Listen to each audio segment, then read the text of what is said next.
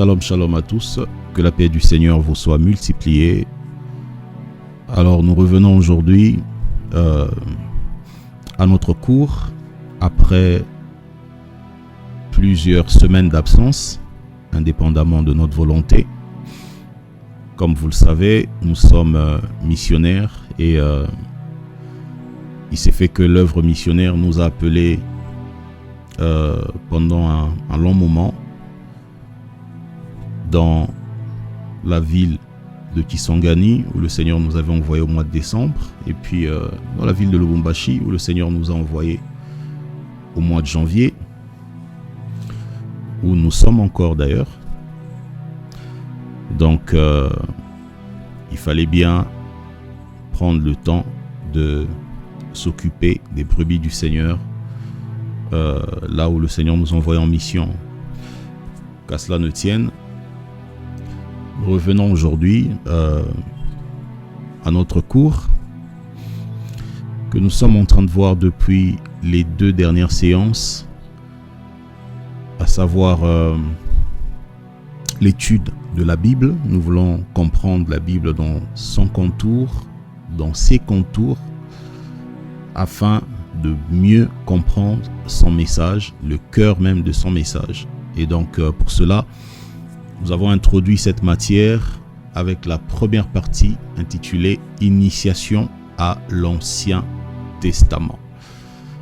Nous parlons d'initiation parce que nous estimons qu'il y a un bon nombre d'informations que tout disciple de Christ doit connaître, au-delà des bonnes motivations, des bonnes intentions de marcher selon la parole. Il est important de comprendre comment la parole a été constituée. Je parle de la parole écrite. Et donc, il y a tout un contour autour de ces choses. Et on ne peut pas comprendre avec beaucoup de profondeur et d'exactitude l'évangile de Christ si on ne commence pas au préalable par comprendre le contour de la Bible, à savoir l'Ancien Testament. Et donc pour cela, il faut un discipulat, il faut une formation, il faut une initiation. Et je crois que ceux qui ont suivi les 2 premières séances vont se rendre compte que les choses ne sont pas présentées de manière superficielle, mais nous sommes vraiment allés en profondeur pour expliquer les choses. Et je recommande, j'encourage ceux-là qui n'ont pas eu à suivre les 2 premières leçons de les suivre. Elles sont là sur notre chaîne YouTube pour justement se mettre à la page, parce que ce que nous allons évoquer aujourd'hui n'est que la continuité des choses que nous avons déjà eu à voir. Alors en résumé, nous avons expliqué, démontré bibliquement que c'était une erreur que de considérer Genèse chapitre 1er, chapitre 2, chapitre 3 et tout le livre d'ailleurs de Genèse comme étant l'Ancien Testament proprement dit, parce que il s'agit là des temps prophétiques avec des faits propres qui ne sont pas encore jusque-là la loi de Moïse. Nous avons expliqué comment de Genèse 1 à Genèse chapitre 3, il s'agissait d'un temps prophétique de la création ainsi que de la dispensation adamique qui n'a rien à voir avec l'âge du péché ou encore l'âge de la loi. Et nous avons expliqué comment est-ce que, après le péché adamique, la fermeture de l'Éden, va s'ouvrir une autre période que nous appelons l'âge des patriarches, qui devait servir à annoncer prophétiquement la loi et la grâce. La loi parce que dans la vie des personnages, des patriarches qui ont précédé Moïse, on voit une sorte de fondation des pratiques de la loi, des pratiques qui vont plus tard constituer la loi de Moïse, mais on voit aussi l'ombre de la grâce, parce que Christ a été préfiguré, le salut par la croix a été préfiguré aussi à travers la vie des patriarches. Et nous avons ensuite dit que ce n'est qu'après l'âge des patriarches que l'on peut parler de l'ancienne alliance ou de l'ancien testament proprement dit, pour deux raisons.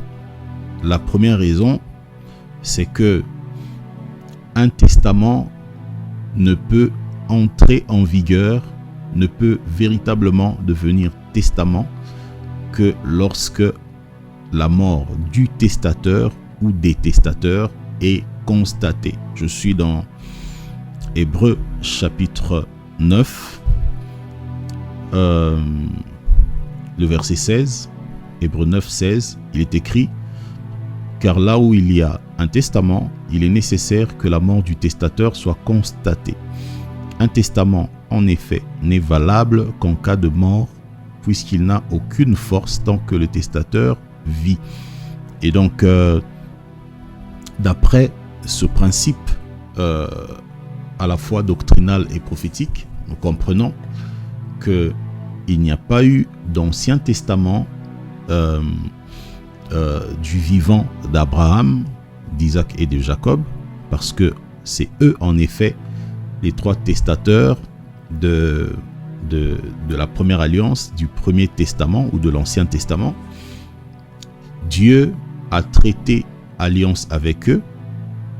Il y a eu un testament qui existait avec eux, mais qui n'était pas encore entré en vigueur à cause du fait que les testateurs vivaient encore. Vous constaterez que le discours que Dieu a tenu avec Abraham lorsqu'il traite alliance avec lui, c'est le même discours qu'il va tenir avec Isaac. C'est le même discours qu'il va confirmer avec Jacob. Et donc, après la mort de tous ces trois patriarches, ces trois testateurs de la première alliance, Dieu va maintenant susciter Moïse pour sceller l'alliance, pour inaugurer, j'allais dire, l'alliance et vraiment le faire entrer en vigueur. Je suis toujours dans Hébreux chapitre 9. À partir du verset 18, il est écrit: voilà pourquoi c'est avec du sang que même la première alliance fut inaugurée. Moïse, après avoir prononcé devant tout le peuple tous les commandements de la loi, prit le sang des veaux et des boucs avec de l'eau, de la laine écarlate et de l'hysope, et il fit l'aspersion sur le livre lui-même et sur tout le peuple en disant: ceci est le sang de l'alliance que Dieu a ordonné pour vous. Il fit pareillement l'aspersion avec le sang sur le tabernacle et sur tous les ustensiles du culte. Donc vous remarquez que la parole dit au verset 20, c'est ici le sang de l'alliance que Dieu a ordonné pour vous. En d'autres termes, le testament de l'alliance a été ordonné avant, bien sûr, à travers les patriarches, mais le sceau de l'alliance ou l'inauguration de l'alliance va se faire par le rituel du sang à travers Moïse. Et donc c'est par Moïse et que la loi, que plutôt l'Ancien Testament ou la première alliance proprement dite va maintenant être inaugurée. Et donc cela nous emmène à comprendre que la première partie de la Bible, comme je l'ai dit, de Genèse 1 à Genèse 3, était une période prophétique différente de la deuxième, parce que c'était l'âge de la perfection, l'âge de l'innocence. Voilà. Après, Adam va pécher et l'Éden va être fermé. Des chérubins vont être placés à l'entrée du jardin pour garder le chemin de l'arbre de vie, parce que désormais l'homme a perdu accès à la présence de Dieu et il fallait attendre la croix pour retourner dans Éden, pour revenir vers l'arbre de vie. Et donc un nouvel âge va s'ouvrir, c'est le temps des patriarches qui commence avec Abel, j'allais dire. D'ailleurs, quand vous lisez Hébreux chapitre 11, on constate que Abel va être cité comme le tout premier des patriarches, ou plutôt des héros de la foi. Donc dans Hébreux chapitre 11, le verset 4. Et ainsi de suite, jusqu'au dernier patriarche qui va être Joseph, fils de Jacob. Et donc c'est pendant cette période-là, donc qui part d'Abel à Joseph, que va se dérouler l'âge des patriarches. Et après Joseph, Dieu va susciter un prophète du nom de Moïse pour maintenant venir inaugurer le testament qui avait déjà été conclu avant par Abraham, Isaac et Jacob. Et Moïse va maintenant annoncer l'entrée en vigueur de cette alliance-là, notamment à travers ce qu'on appelle l'alliance du Sinaï. Donc, c'est par l'alliance du Sinaï que Moïse va introduire, j'insiste sur ça, va inaugurer ce qu'on appelle de manière stricte la première alliance ou l'Ancien Testament. Voilà. Donc, cela nous emmène donc à ouvrir maintenant la loi de Moïse, la Torah, parce que justement, Moïse, en tant que médiateur de l'Ancien Testament, va exprimer ce testament-là, va exprimer les préceptes de ce testament à travers la Torah. Donc, nous allons aujourd'hui introduire la notion sur la Torah parce que, vous savez, il est très difficile, voire impossible, de comprendre en profondeur les choses que les apôtres ont enseignées, les choses que Christ a enseignées, si l'on ne comprend pas la Torah de Moïse, tout simplement parce que la Torah, aussi appelée loi,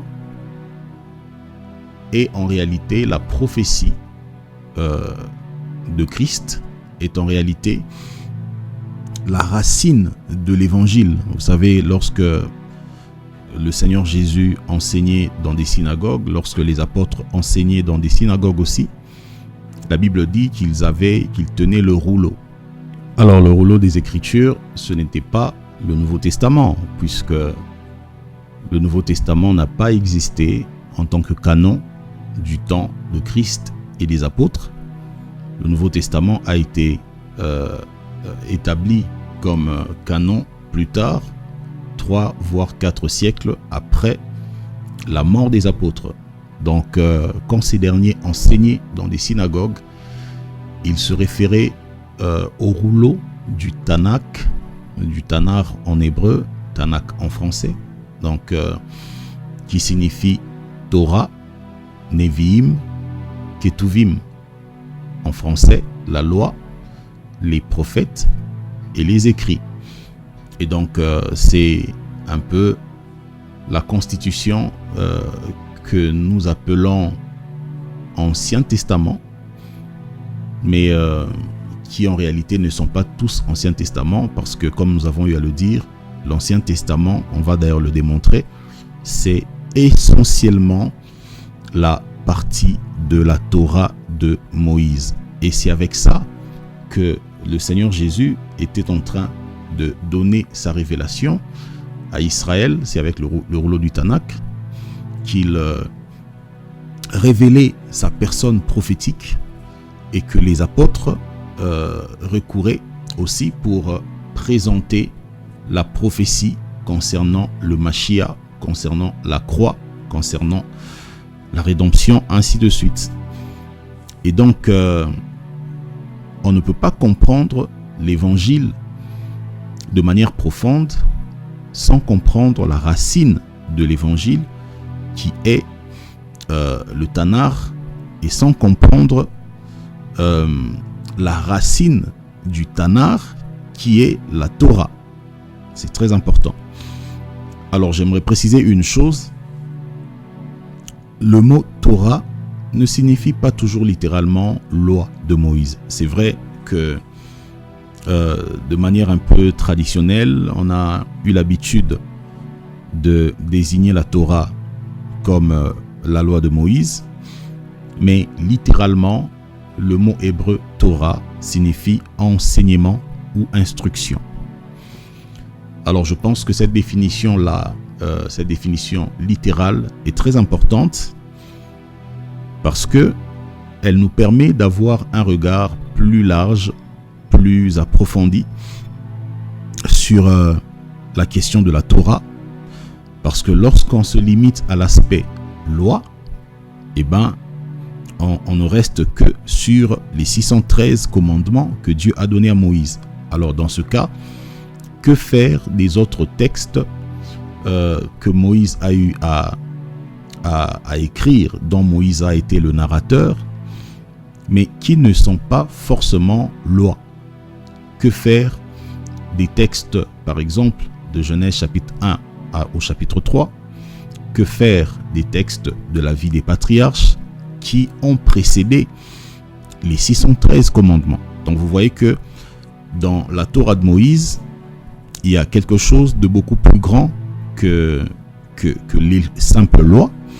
Il y a l'enseignement. Je rappelle ici que la Torah va de Genèse chapitre 1er jusqu'au dernier chapitre du livre des Deutéronomes. C'est important d'avoir cette précision-là. Cependant, dans le livre de Genèse, on constate qu'il y a l'histoire de l'Éden, l'histoire de la création déjà, et puis l'histoire d'Adam et Ève dans un autre temps, ensuite l'histoire des patriarches dans un autre temps, et puis l'histoire maintenant d'Israël et de la loi de Moïse proprement dite. Donc si on ramenait toute la Torah à la définition simplement de la loi, eh ben, on va passer à côté de l'aspect instruction ou enseignement que Dieu veut nous donner, notamment à travers les parties qui ont précédé l'alliance du Sinaï. Je suis en train d'insister sur ces choses-là pour que nous puissions vraiment bien nous comprendre. Voilà. Alors, la Torah signifie simplement l'enseignement ou l'instruction.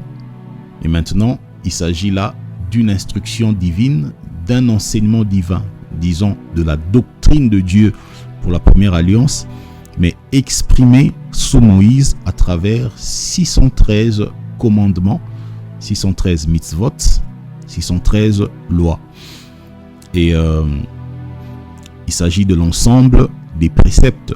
Donc dans la loi de Moïse, il s'agit de l'ensemble des préceptes et ordonnances relatifs à l'alliance conclue entre Yahweh et Moïse.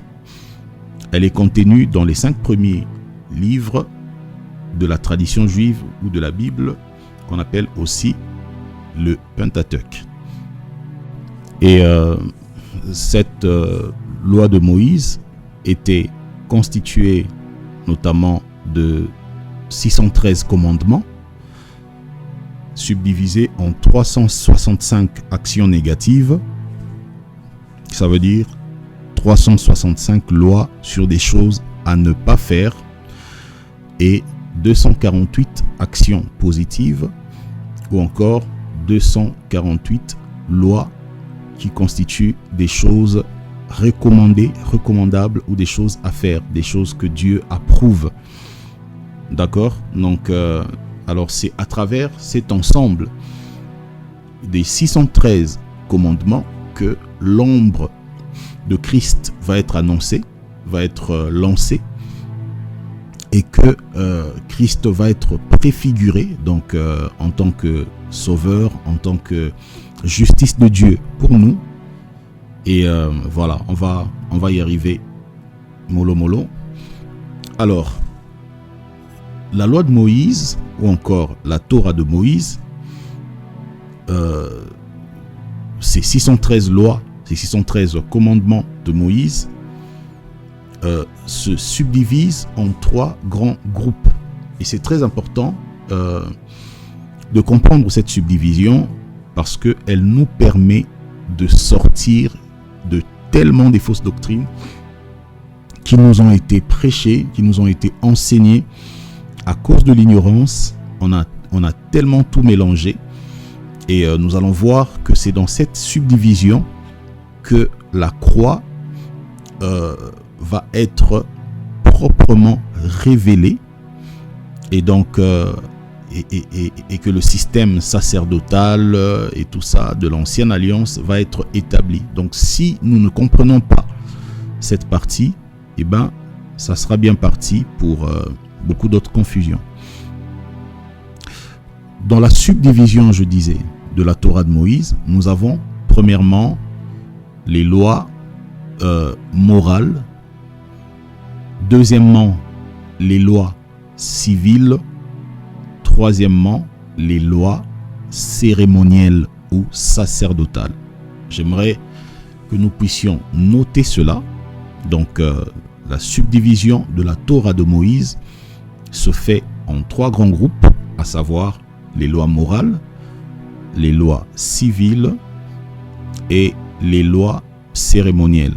Avant d'aller plus loin et d'expliquer chacune de ces lois, j'aimerais d'abord ouvrir ici une parenthèse sur la raison d'être de la loi de Moïse ou encore de ces 613 lois. Alors nous devons comprendre que dans Genèse chapitre 2, le verset 7, lorsque Dieu crée l'homme, il est écrit que Dieu souffla, que Elohim souffla dans les narines de l'homme qui devint une âme vivante. Alors nous devons comprendre qu'il s'agit là d'un fait prophétique, donc à travers lequel Yahweh dépose la roua dans l'esprit de l'homme. Donc Yahweh dépose son esprit pour animer l'esprit de l'homme. Et donc désormais, l'homme qui a été créé de la masse informe avait reçu l'esprit de Dieu. Et malheureusement, à cause du péché, dans Genèse chapitre 6, dans la génération de Noé notamment, qui fut la génération de la plus grande rébellion, Dieu va prendre la décision, dans Genèse 6, 1 à 3, de retirer carrément son esprit de l'homme. Et donc, à cause de cela, l'homme va perdre l'esprit de Dieu. Et quand je parle de l'esprit de Dieu, je parle de la pensée de Dieu, parce que c'est l'esprit qui nous donne la pensée de Dieu. C'est l'esprit qui nous révèle la sagesse de Dieu. C'est l'esprit qui nous conduit dans la consécration, dans la vérité, dans la justice de Dieu. Et donc, le temps de Noé a été marqué par l'absence, le retrait de l'esprit de Dieu dans l'homme en général.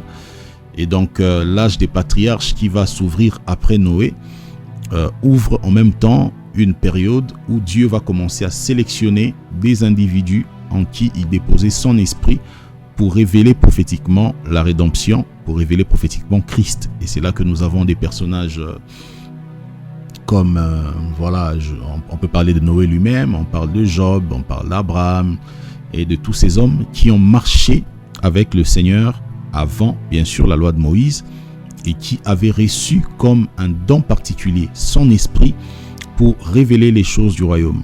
Et donc, à cause de cette absence de l'esprit de Dieu dans le cœur de l'homme, l'homme va développer une incrédulité extraordinaire. Souvenez-vous que dans Matthieu chapitre 19, alors que les Juifs posaient la question au Seigneur Jésus sur la raison du divorce que Moïse a prescrit dans la loi, le Seigneur va répondre en leur disant que c'est à cause de la dureté de votre cœur que Moïse vous a prescrit cela, mais au commencement, il n'en était pas ainsi.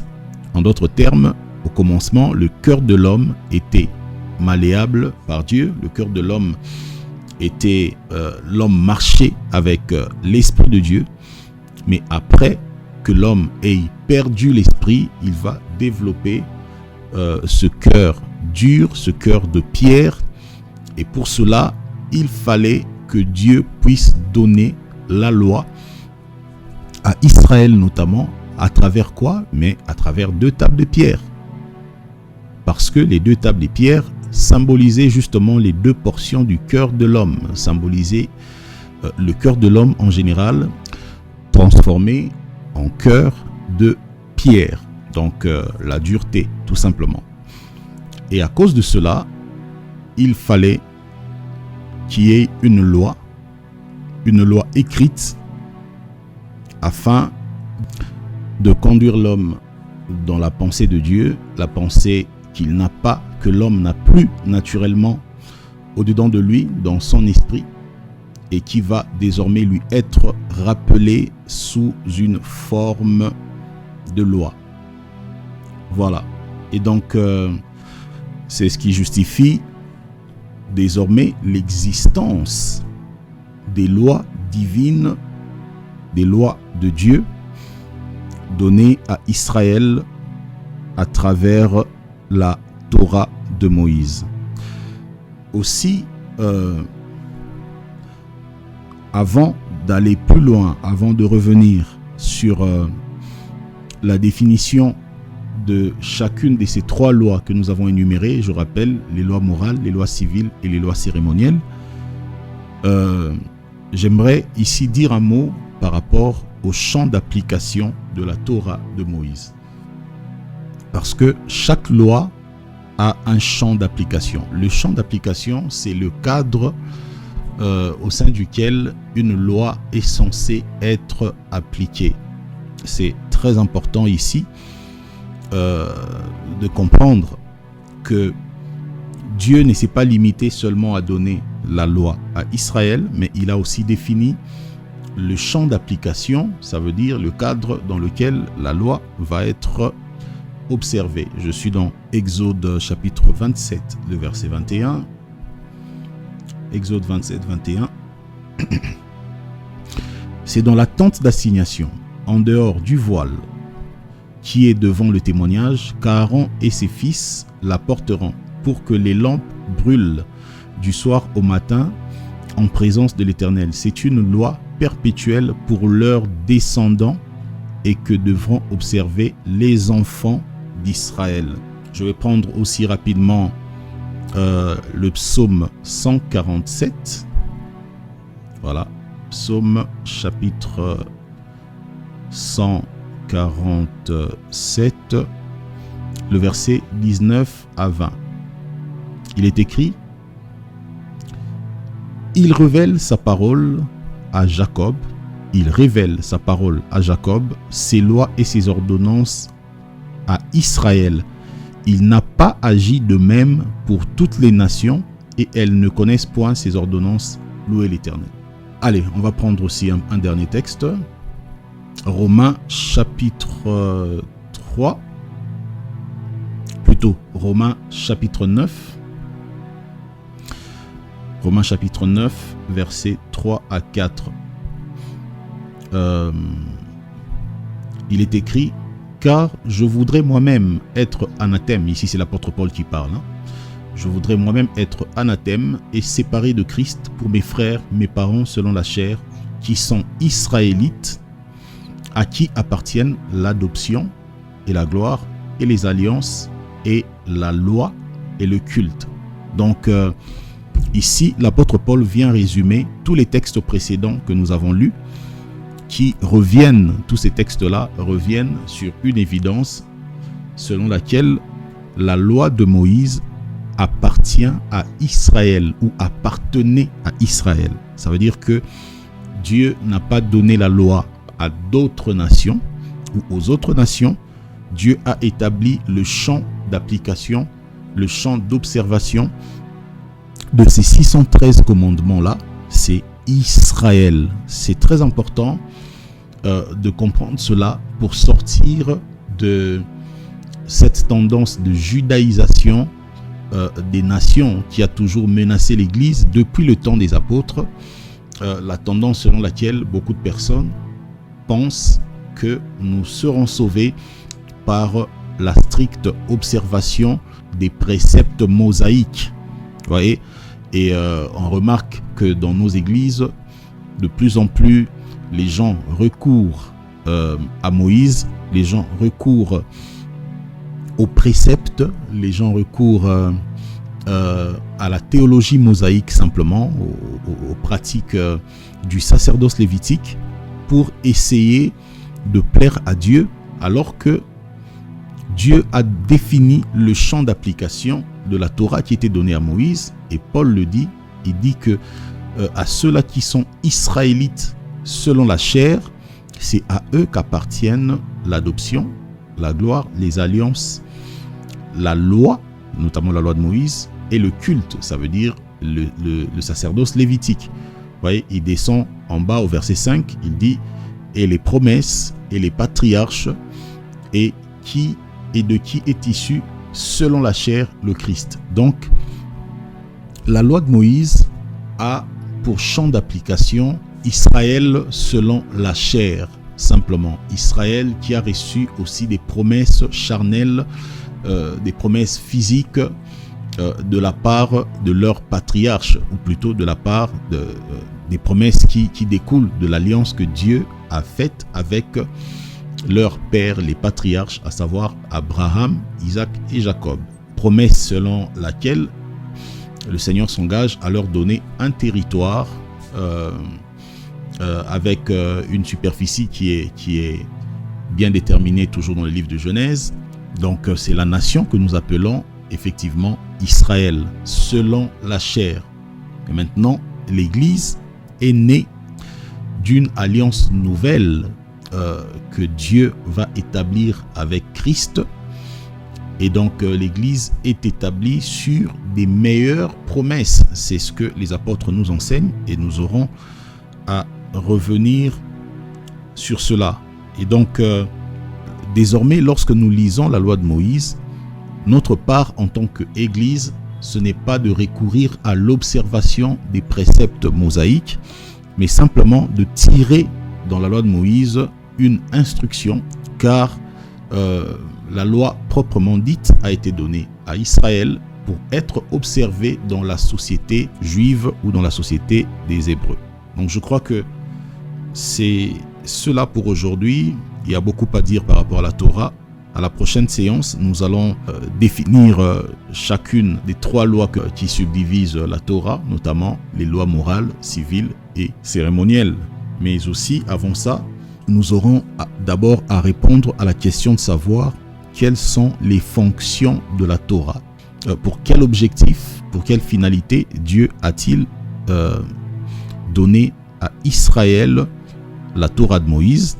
Et c'est à travers justement la réponse à la question des fonctions de la Torah que nous saurons maintenant quelle est la part de l'Église, quel est le rapport de l'Église avec la Torah de Moïse, et ça nous aidera à sortir d'un bon nombre de confusions. Voilà, que le Seigneur vous garde, que le Seigneur vous bénisse. S'il y a des questions déjà par rapport à ce qui a été dit, vous pouvez nous les écrire. Shalom, shalom à vous et que Dieu vous garde.